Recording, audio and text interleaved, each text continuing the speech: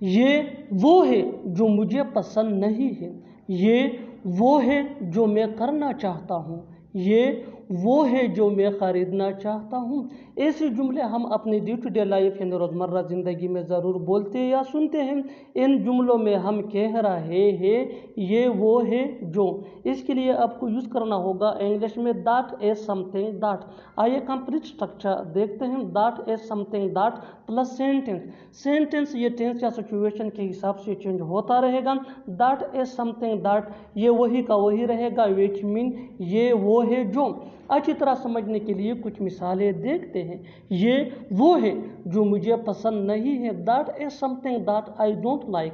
That is something that I don't like. ये वो है जो मैं करना चाहता हूँ, that is something that I want to do. That is something that I want to do.